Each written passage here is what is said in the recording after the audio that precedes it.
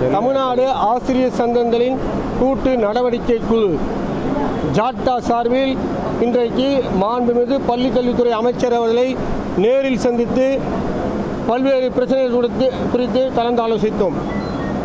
ஏற்கனவே 12 மணி நேரம் எங்கள் சங்கங்களுடன் இணைந்து பல்வேறு கோரிக்கைகளை குறித்து கலந்து ஆலோசித்து அதற்கான நடவடிக்கைகளை எடுத்தமைக்கு முதற்கண் நன்றியினை தெரிவித்துக் கொண்டோம்.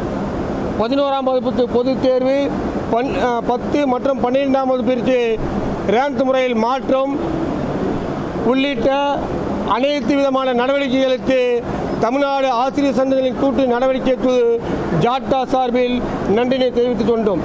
ஏற்கனவே 1997 முதல் SC/ST ஆசிரியர்கள் பட்டதாரி ஆசிரியர்களை கொண்டு இடைநிலை ஆசிரியர்கள் நியமிக்கப்பட்ட ஆசிரியர்களுக்கு ஊக்க ஊதியம் தர வேண்டும் என்று கோரிக்கை வைத்திருந்தோம். கடந்த வாரம் அதற்கான அரசாணையை பிறப்பித்த மாண்புமிகு அமைச்சர் அவர்களுக்கு ஜாட்டா கூட்டமைப்பு சார்பில் நன்றினை தெரிவித்துக் கொண்டோம். அது மட்டுமின்றி 2013ஆம் ஆண்டு மாதிரி இந்த ஆண்டும் வெயிலின் தாக்கம் மிக கடுமையான நிலையில் உள்ளது. சிறியவர்கள் முதல் பெரியவர்கள் வரை வீட்டை விட்டு வெளியே வர முடியாத சூழ்நிலையில் இன்றைக்கு பெரும் தவிப்புக்கு உள்ளாகியுள்ளார்கள்.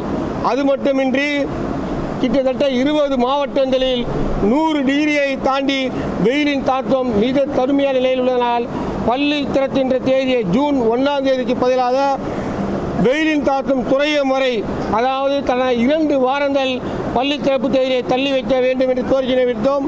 அதற்கு மாண்புமிகு அமைச்சர் அவர்கள் இது குறித்து கல்வித்துறை செயலாளரிடம் ஆலோசித்தோம். அதனுடைய வானிலையுடைய அறிக்கை பெற்றோம். உரிய அறிவிப்பு விரைவில் வெளியிடப்படும் என்று அறிவித்திருக்கின்றார். அது மட்டுமின்றி எங்களது ஏற்கனவே 5 அம்ச கோரிக்கைகளை வலியுறுத்தி பல முறை அமைச்சரிடம் சொன்னோம். ஆனால் இம்முறை மாண்புமிகு பள்ளிக்கல்வித்துறை அமைச்சர் அவர்கள் எங்களுடைய கோரிக்கையை முழுமையாக ஏற்று அதற்கான நடவடிக்கைகளை எடுத்து வருவதாக உறுதியளித்துள்ளார்.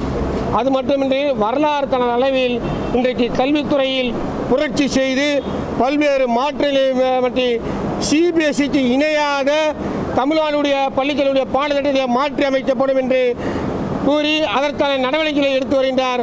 அதற்காக தமிழ்நாடு ஆசிரியர் சங்கங்களின் கூட்டு நடவடிக்கை குழு சார்பில் மாண்புமிகு பள்ளிக்கல்வித்துறை அமைச்சர் மரியாதைக்குரிய K. செங்கோட்டையன் அவர்களுக்கும் மதிப்புக்குரிய கல்வித்துறை செயலாளர் உதயசந்திரன் IAS அவர்களுக்கும் ஜாட்டா கூட்டமைப்பு சார்பில் நன்றியை தெரிவித்துக் கொண்டோம். அதே மாதிரி ஆசிரியரின் பொது கலந்தாய்வு கவுன்சிலிங் எந்த விதமான கையூட்டுகளும் இன்றி நேரடியாக ஆன்லைன் மூலம் அறிவித்து ஒரு சிறிய பிரச்சனை இடம் தராமல் மிக சிறப்பான முறையில் ஆசிரியருடைய பொது கலந்தாய்வு முறை தற்போது நடைபெற்று வருகிறது. அதற்கும் அவருக்கு நன்றி தெரிவித்துக் கொண்டோம்.